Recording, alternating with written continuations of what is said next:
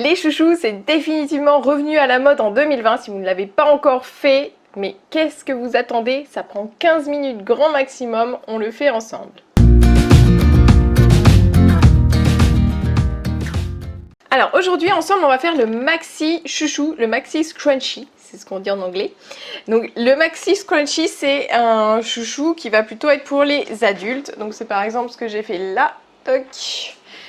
Et j'adore parce que du coup je l'ai fait avec les chutes du tissu de ma robe, donc du coup c'est assorti, c'est trop chouette. Donc là c'est super pour utiliser les chutes. On peut aussi ajouter un petit foulard un peu comme ça, je vais vous mettre un visuel ici. Donc ça c'est joli aussi, c'est super à la mode, super romantique, j'adore. C'est une option donc on n'est pas obligé de le faire. Là je vais vous faire la version normale et puis cette petite option je vous la mets à la fin de la vidéo. Si vous voulez la faire, vous pouvez vous reporter à la fin de cette vidéo. Également si vous voulez faire des chouchous plutôt pour les enfants, je vais vous mettre aussi hop, dans les questions à la fin de la vidéo, vous aurez les dimensions que je suggère pour les enfants. Après ça dépend de l'âge, etc. Et je vous mettrai le patron de ce petit foulard là dans la lettre du Club Couture que j'envoie tous les mercredis. Si vous voulez vous inscrire à cette lettre du Club Couture et la recevoir, c'est dans la description de cette vidéo, premier lien. Alors quelle matière on va utiliser? On peut utiliser toutes les matières, on peut faire des chouchous en velours qui seront carrément vintage pour le coup parce que c'était très à la mode dans les années 90. Et puis on aura aussi ceux en toile de coton normale, enfin en popeline ou quelque chose comme ça, qui font un petit peu plus enfantin à mon goût et qui seront un petit peu plus raides. Moi j'aime bien le côté des matières un petit peu fluides. Là on va pas utiliser de la matière trop fluide parce que c'est difficile à manipuler, enfin c'est plus difficile à manipuler et on veut rester sur quelque chose de très débutant. Donc moi j'utilise de la viscose qui va bouger peut-être un petit peu, mais c'est pas très grave parce que les défauts ça va pas trop se voir comme c'est tout froncé et ça va quand même avoir un certain tombé, c'est un peu doux, j'adore. J'adore la viscose. Donc là, hop, j'ai ce reste de tissu parce que j'avais fait une robe pour la grossesse de ma belle-sœur. Je peux vous mettre la photo aussi, voilà, pour information. Et il me restait, comme d'habitude, une grande bande. Et donc là, on va pouvoir faire un super chouchou avec ça. Ça va être canon. Première chose, on va aller le repasser parce qu'on a besoin de quelque chose quand même bien plat. Ça va être beaucoup plus facile à travailler. Donc j'ai ma bande ici. Et je vais découper donc une bande de 15 cm de large et 70 cm de long. Parce que moi j'aime bien qu'il soit bien froncé mon chouchou. Donc là je vais prendre, au lieu de mettre mon tissu à plat comme ça et de mesurer 70 cm avec une règle que je n'ai pas, parce que je n'ai toujours pas de règle japonaise, je vais hop, mettre mon tissu sur l'endroit et le replier en deux, puisque c'est ce que je vous enseigne dans la vidéo sur comment couper son tissu. Je vous enseigne que la plupart du temps, on peut plier son tissu en deux et le couper de manière symétrique. Donc là, j'ai plus que 35 cm à couper. Et je vais prendre ce petit mètre ruban. Voilà, je ne compte pas la lisière. Et là, je vais être à 35 ici. Je fais des marques avec mon crayon craie à 35 cm. Et je vais ensuite mesurer depuis le bord en haut 15 cm.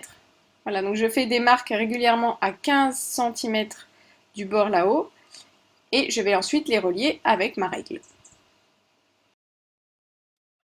J'épingle généreusement parce que ce tissu a tendance à bouger quand je vais découper. Et je découpe.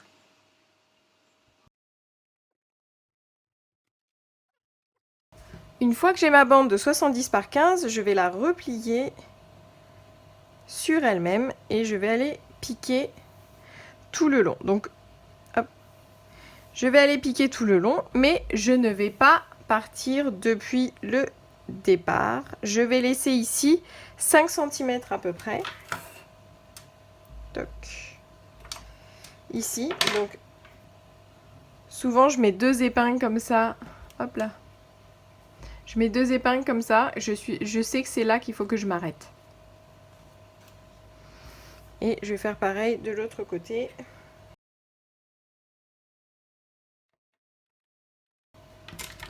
à peu près 5 cm.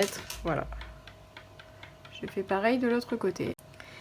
Et maintenant, je vais aller coudre à 1 cm du bord, ici, tout le long, entre les deux épingles que j'ai mis ici et les deux épingles que j'ai mis ici.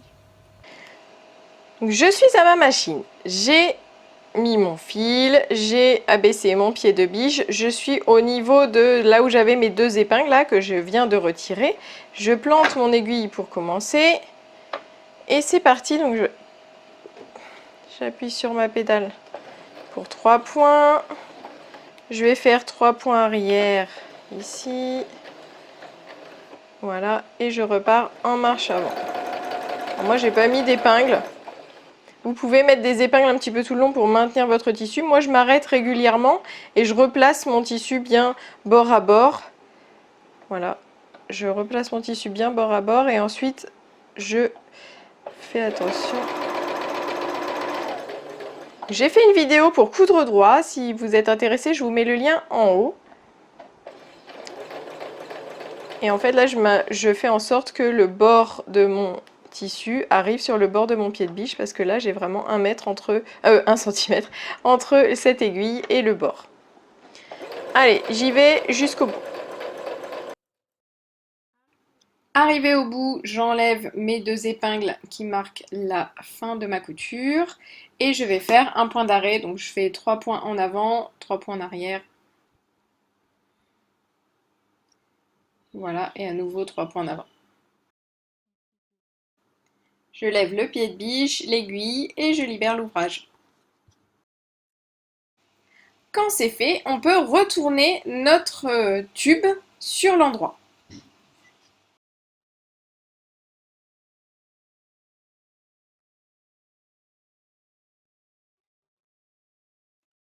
Ensuite, pour un meilleur rendu, je vais écraser la couture qu'on vient de faire au fer à passer avec la pointe du fer. Ensuite, on va venir relier les extrémités de notre chouchou en respectant 2 règles, bord à bord et endroit contre endroit, en faisant attention de ne pas vriller le chouchou.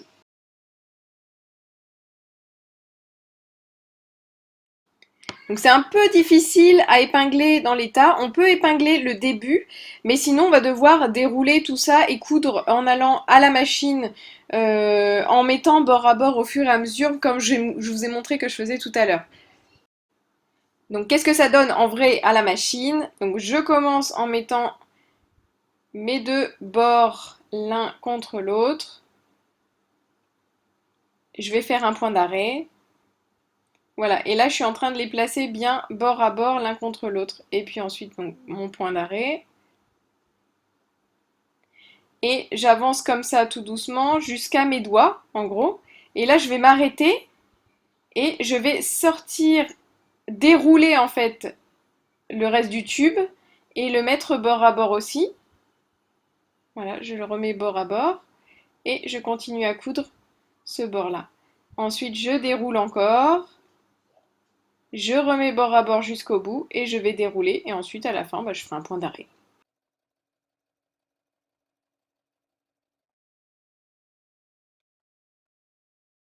Couture, voilà ce que ça donne. Hop. On garde en tête qu'il fallait bien mettre endroit contre endroit et bord à bord. Et faites-vous confiance parce que vous n'allez peut-être pas pouvoir mettre des épingles partout, vous allez vous embrouiller avec les épingles. Dans ce cas-là, piquez au bon endroit. Et après, faites ma technique de, à chaque fois que j'avance un petit peu, je repositionne mes deux tissus bord à bord. Je vérifie qu'ils passent bien le long du pied presseur et de fait que ma couture est bien droite. Et voilà, et j'arrive à ça. Donc là, à la fin, j'ai mis, hop, j'ai fait jusqu'au bout, j'ai déroulé et j'arrive à la fin, j'ai un point d'arrêt. Quand je vais retourner tout ça, voilà, j'ai mon chouchou détendu, en fait. Donc ça va être le moment de passer notre élastique. Là, on peut... Toc. On va couper notre élastique. Alors pour la taille de l'élastique, ça dépend un petit peu de l'épaisseur de vos cheveux. Si vous avez des cheveux normaux ou épais, vous pouvez prendre 20 cm, c'est très bien. Et moi, comme j'ai les cheveux fins, j'en ai pas beaucoup, 17 c'est bien, voire 15. Je vous remets ces mesures dans la description de la vidéo. Donc ensuite, je vais épingler mon élastique à ma couture, comme ça.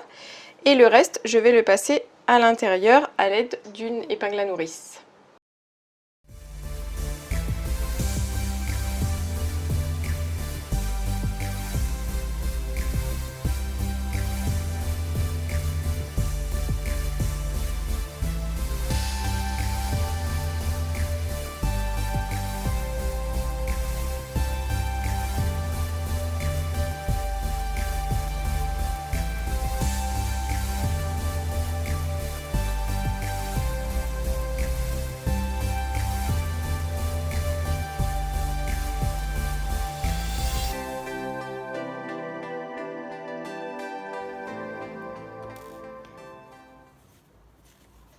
Voilà.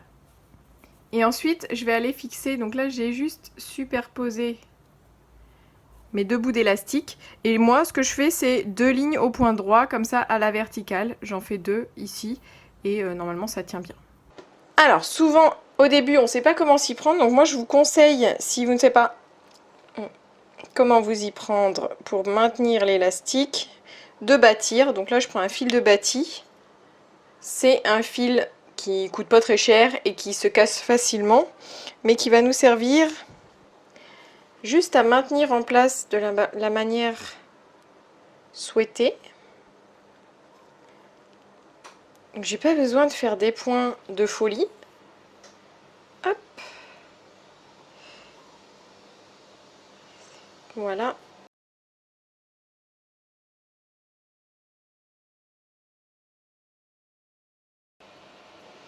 Voilà. Même pas besoin de faire un nœud en fait, ça va tenir comme ça, je vais pas tirer dessus surtout, et puis je vais aller coudre, là j'ai vraiment bâti n'importe comment, hein. Mais c'est juste pour maintenir mes 2 bouts bien en place, de manière à ce que ma couture, elle, je puisse la faire sans problème.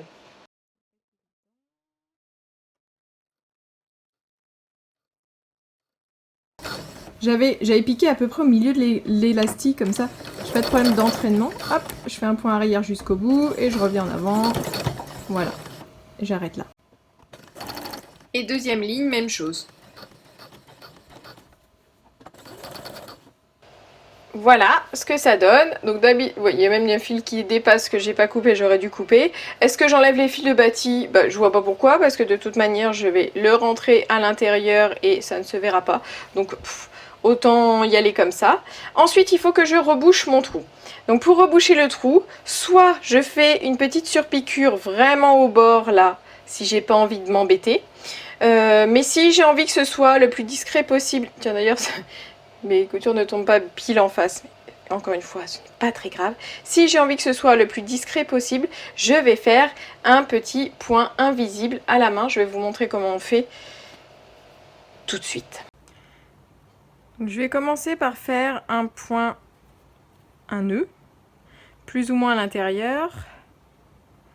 Comment je fais un nœud? Je passe 2 fois au même endroit, de manière à avoir une boucle qui se forme, mais après je passe 2 fois dans la boucle. Une fois dans le même sens. 2 fois, et je tire, et voilà, j'ai un nœud. Ensuite, le bout du fil, je vais essayer de le mettre à l'intérieur du chouchou. Voilà. Et je vais aller piquer dans le côté opposé, et ressortir un tout petit peu plus loin, voilà. Comme ça, et ensuite je vais piquer juste en vis-à-vis de là où je suis sortie. Je suis sortie ici, donc je vais piquer juste en face. Hop. Et je vais aller sortir 4-5 mm plus loin, toc. Et je fais comme ça tout le long, en essayant de résorber le surplus, parce que ça se peut qu'il y ait un côté plus long que l'autre, parce qu'on est sur de la viscose.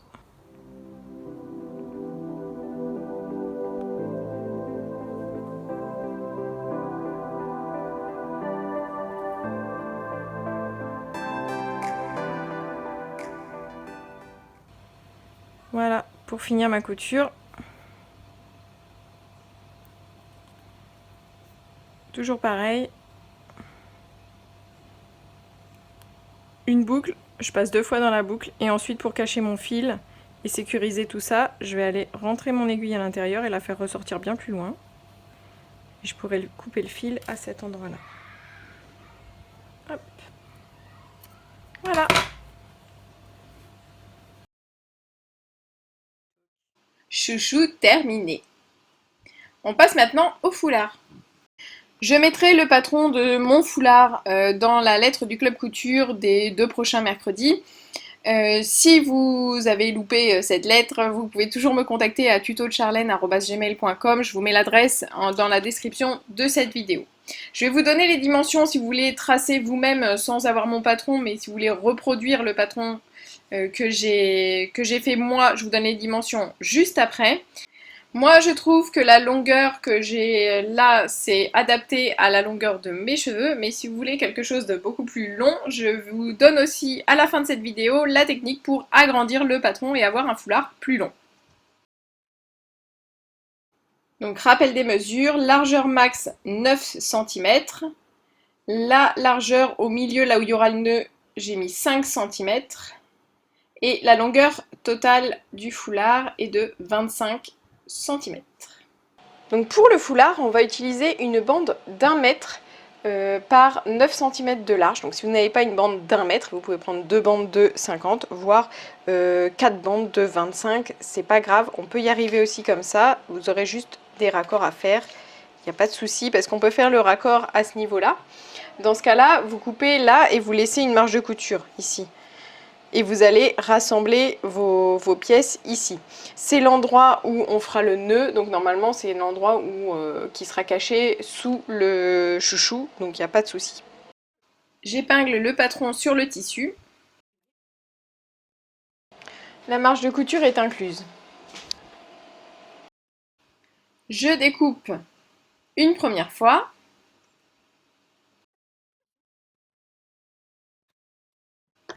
Et je vais replier mon tissu pour refaire cette étape. Donc je replie mon tissu en deux, je vais replacer mon patron dessus, l'épingler et le découper.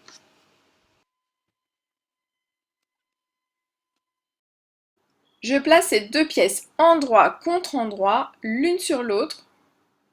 Nous allons coudre au point droit tout autour, mais on va laisser une ouverture de 6 cm là au milieu pour pouvoir retourner notre ouvrage.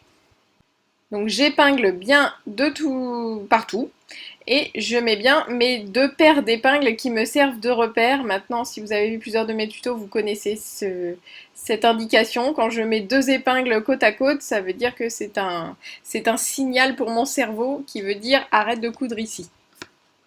Donc je ne coudrai pas entre ces 2 repères.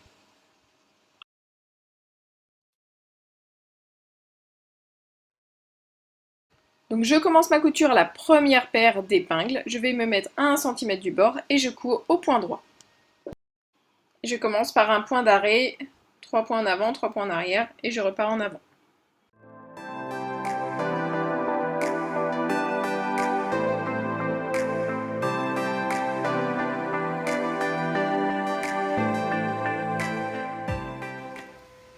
Si vous débutez, ça peut être pas mal de mettre un repère là où vous devez vous arrêter pour la pointe, la couture de la pointe. Comme ça, dès que vous arrivez sur le repère, vous êtes serein, vous pouvez lever le pied de biche, laisser votre aiguille enfoncer et tourner votre ouvrage pour repartir dans l'autre sens.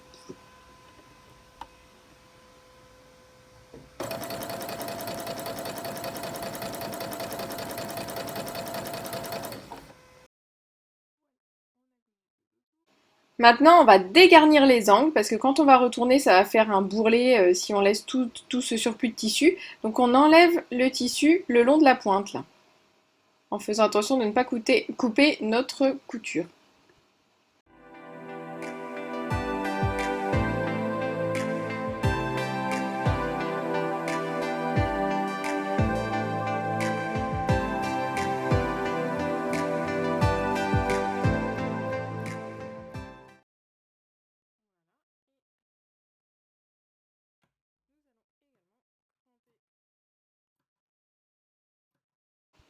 Ensuite, on va cranter, ça veut dire faire des entailles dans la marge de couture, comme ceci.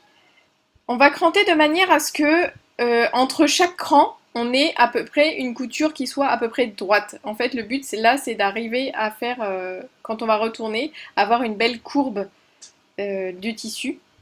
Donc on va entailler dans chaque courbe, on entaille pour que quand on retourne, ça se place bien. Et puis après, bien, on peut retourner.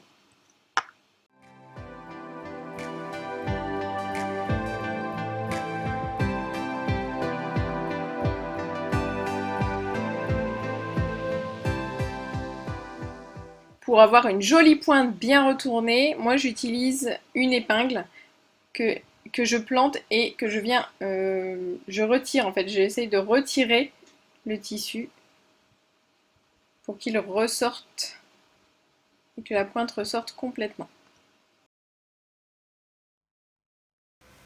Maintenant, on va pouvoir le repasser pour avoir un joli rendu.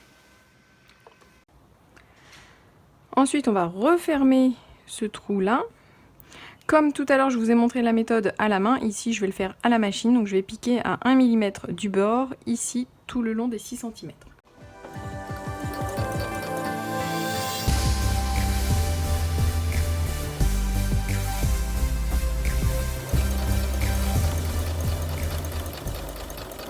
Voilà ce que ça donne avant de couper les fils qui dépassent. Et il n'y a plus qu'à accrocher notre nœud à notre chouchou.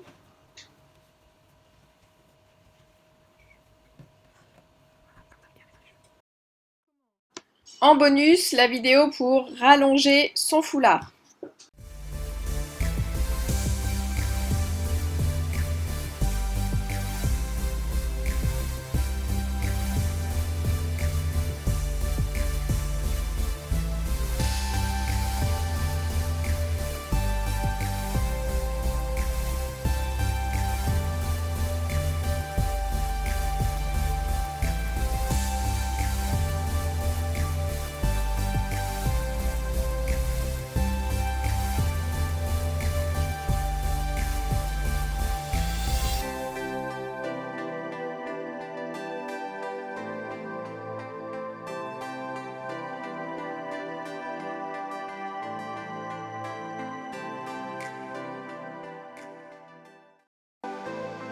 Tadam!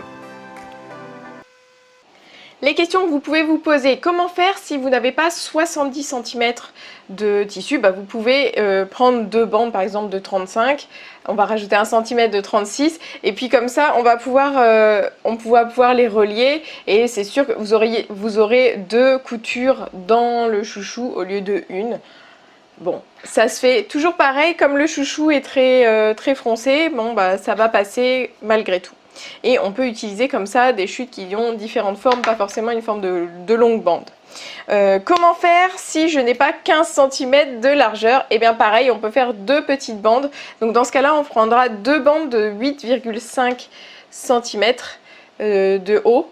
Et puis c'est pareil, on aura au lieu d'avoir une seule couture et puis tout l'arrondi, on va avoir deux coutures. Donc on n'aura pas exactement le même rendu, mais c'est possible quand même, comme ça on utilise toujours plus de chutes. Si vous voulez faire un modèle enfant, vous pouvez prendre une bande de 8 cm de large et elle va faire à peu près 45 cm de long. 45, 50, ça dépend du rendu toujours qu'on veut avoir. Pour l'élastique, on va prendre 15 cm. Si ce tuto vous a été utile, mettez un petit pouce vers le haut. Si vous réalisez les chouchous et que vous les postez sur Instagram, n'hésitez pas à me taguer avec l'arobase charlène.fontenay. Je serai ravie de découvrir vos créations, ça me fera très plaisir. Abonnez-vous à la chaîne pour recevoir d'autres tutos et abonnez-vous à la lettre du Club Couture de Charlène pour les recevoir directement dans votre boîte mail avec plein d'autres inspirations couture. A bientôt pour une nouvelle vidéo.